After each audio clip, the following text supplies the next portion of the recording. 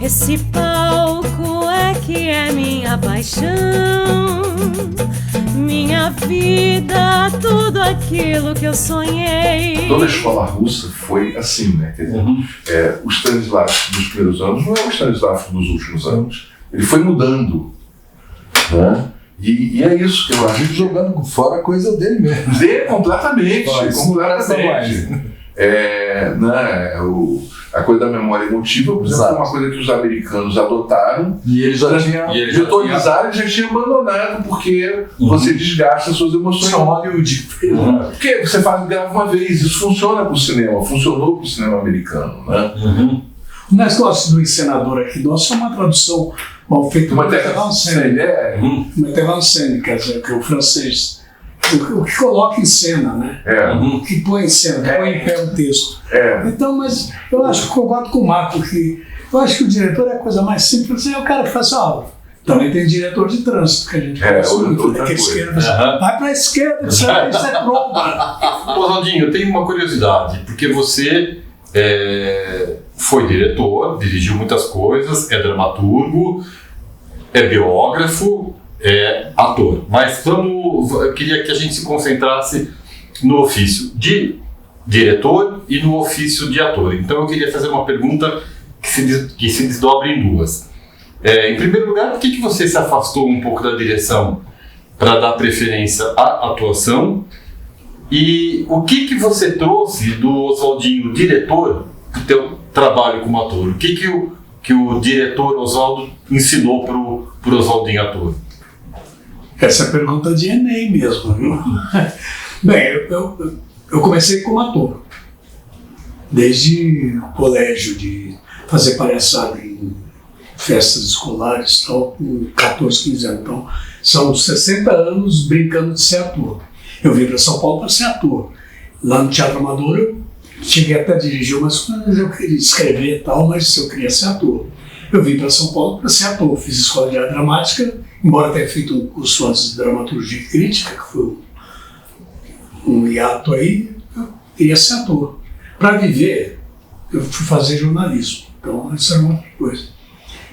Eu diria o seguinte, que o fato de ter dirigido algumas coisas no começo dos anos 60, 70, na hora que eu cheguei aqui, me tornou um ator mais disciplinado. Os dois trabalharam comigo, eles podem dizer o contrário, podem me desmentir. Mas eu me coloco no de ator. Sabe, eu acho que o ator tem que, se eu estou na mão de um diretor, eu imagino que ele tem uma visão maior que eu não tenho. Eu sou uma peça dentro de uma engrenagem. Por mais importante que eu seja ou menos importante que eu seja, eu sou uma peça, tá? Em algum sentido. Então essa disciplina eu tenho. E aprendi a não dar palpite. Não dar palpite?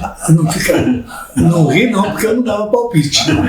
Não dava não. Não dá palpite na direção? Não dá palpite no que está fazendo. De questionar, de discutir, de conversar, isso sim. Mas não de falar assim, não vou fazer isso porque não... Entendeu? Entendi. Então isso eu acho que o que me ensinou um pouco. E eu parei de dirigir também, porque eu acho que dirigir é coisa para os fortes. Para quem tem isso que o Eduardo estava falando, que eu acho que tem, e o Marco também. O diretor, ele pega toda a produção de um espetáculo. Ele tá preocupado com a produção, ele está preocupado com o contra-regra, ele está preocupado até com o ator, de vez em quando, e até com o texto. Mas são tantas as atribuições de um diretor que eu, como ator, não quero encher o saco dele. Eu não quero mais dirigir porque, sabe, não quero. Eu acho que tem que ter uma paciência, uma tolerância, um espírito de conciliação que, com o tempo, acho que não perdi um pouco isso já. A última coisa que eu dirigi mesmo foi a Esther Góes, o Walter Breda e o Tato Fischer, uma coisa que eu mais ou menos escrevi, que era o A Que Ponto Chegamos, em cima da obra do Brecht. Ali foi prazeroso fazer, foi ótimo, o resultado foi bom, mas eu fui perdendo, sabe? Entendi. Não está no teu radar hoje? Não, hoje não. Porque eu acho que eu voltei para casa. E a minha casa é de ser ator. Sabe?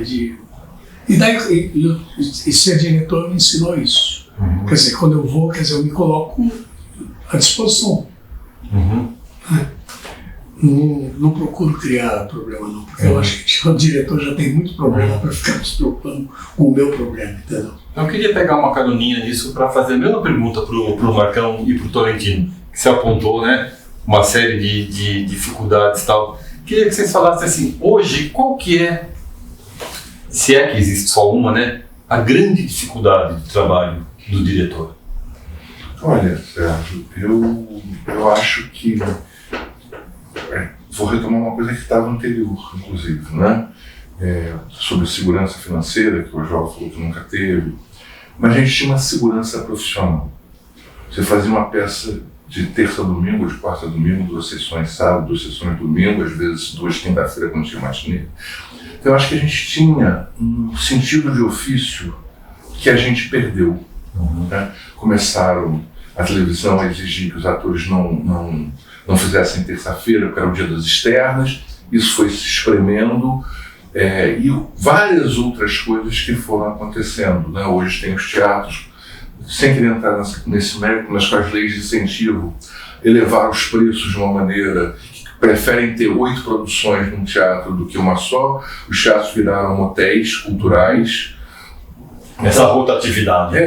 Então, é uma coisa... Quando você vai fazer uma peça, mesmo assim, o seu objetivo é ter um palco nu. Você não tem outra opção hoje. Quando eu penso em dirigir hoje, assim, tem que ser uma coisa que possa caber dentro de algum lugar.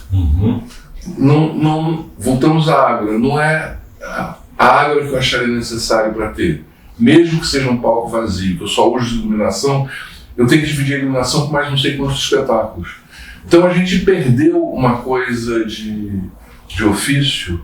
Eu me lembro que o dia que a Irene Ravache foi assistir o Jaime Cerejeiras, ela nem comentou sobre o espetáculo, mas ela falou assim, puxa, que bom vocês terem o Teatro de Quinta a Domingo, que já é pouco, em que os atores podem ter os seus camarins, que é a casa de onde o ator fica. Então eu sinto que a estrutura que a gente perdeu isso. Quer dizer, eu já estreiei peças que eu entrei na véspera para o teatro.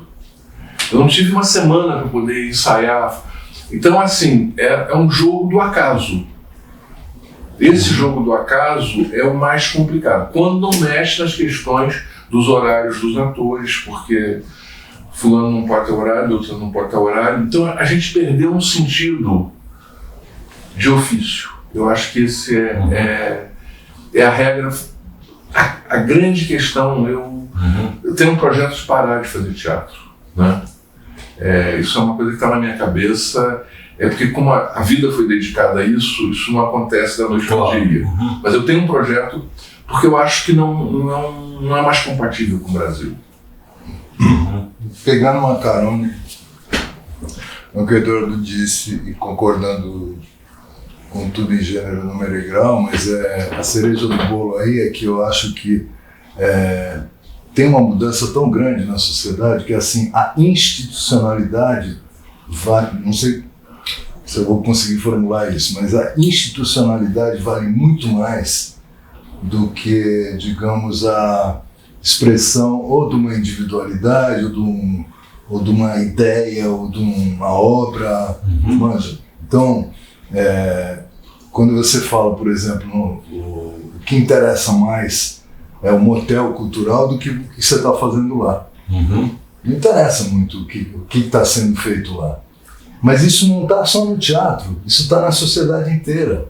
Você está movido por regras, e regras punitivas, regras, enfim, é um conjunto de regras que determina os caminhos e as individualidades. Quer dizer, a arte é o quê? A arte é transgressão, a arte é marginalidade, a arte é essas coisas, né? A arte o Jung tem uma definição de arte que é legal, que é isso. O artista é o cara que olha o que está acontecendo, vai para a margem da sociedade, quebra a cabeça, mais ou menos isso, e volta para trazer alguma coisa que é resultante daquela angústia dele. A arte é produzida pela angústia, só que tudo que se faz hoje é para não ter angústia. Então a burocracia acabou determinando todas as relações.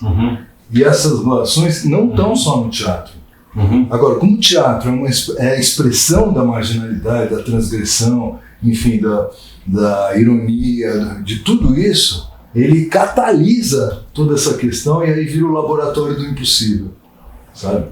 Eu não acho que é impossível, eu acho que a gente está diante de alguma coisa, né? Está diante de alguma coisa e quanto maior o problema, mais a gente tem que quebrar a cabeça na solução. Isso não me leva de jeito nenhum a achar que não dá. Né? O impossível, no caso, não é inviável. O impossível não é inviável. Tem que ser possível, Tem que ser até possível. porque eu acho que carrega uma chama utópica aí que tem que ser de algum jeito.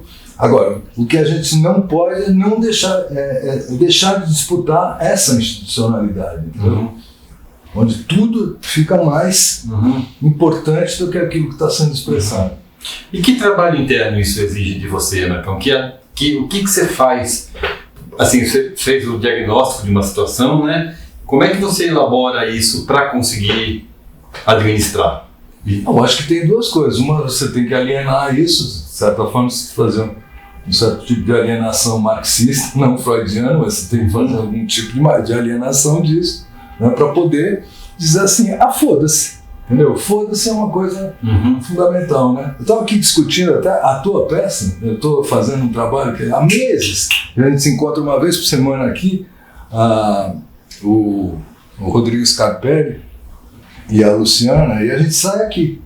Uma peça que o Robert escreveu, que é uma coisa muito legal, que é em cima do Jean Cocteau. Ele junta a biografia do Cocteau, uma autobiografia do Cocteau, com a voz humana. Né? Então é aquele encontro que é um desencontro, que é uma coisa... É muito legal a peça, é muito difícil, né? Texto pra caralho, então, não sei o quê. E outro dia a gente parou tudo, depois de meses, voltou depois do fim do ano, e a discussão E a gente, quando se propôs a fazer aquilo, se propôs a fazer num ato de guerrilha, não tem um tostão. Foda-se, tá tudo certo, não sei o que, vamos fazer aonde? Não sei, vamos pedir pro Tapa para fazer no Tapa, vamos pedir pro Folias para fazer no bar do Folias, entendeu? Nos horários que sobrarem deles.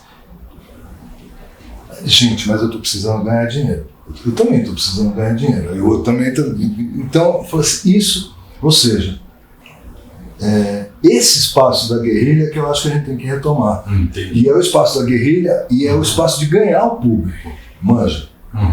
Então o ideal para mim é isso. Agora, eu nunca vivi de teatro, eu vivi de dar aula e eu vivi de ser funcionário público. Então para mim talvez isso seja um pouco mais fácil de lidar, entendeu? Mas eu acho isso, eu acho que a questão da institucionalidade é uma questão fodida, sabe? E que você pode carregar para outras coisas, né? Por exemplo, eu estava vendo, só para dar um exemplo, para concluir, para não ficar, para tentar, porque eu acho que é uma ideia que não está muito elaborada na minha cabeça, mas assim, o Lula armou uma guerra contra um sujeito que é óbvio que tinha que armar, que chama Roberto Campos Filho, que é o presidente do Banco Central. Esse senhor tem a seguinte estirpe, o avô dele foi ministro da Fazenda, Roberto Campos Filho, isso, ministro da Fazenda do Castelo Branco. Uma ditadura, né? Entendeu? Então a gente já vê qual é a estirpe. Porra, o Lula sai batendo sozinho, não tem um ministro que vá junto. Será que as pessoas não percebem que não tem trabalho, não tem direitos humanos, não tem igualdade racial, não tem nada, se essas questões de luta de classe não for compreendida, mas não há institucionalidade mais forte. Então, qual é a minha caixinha nessa institucionalidade? Eu vou cumprir dentro dessa caixinha. Esse palco é que é minha paixão, minha vida, tudo aquilo que eu sonhei.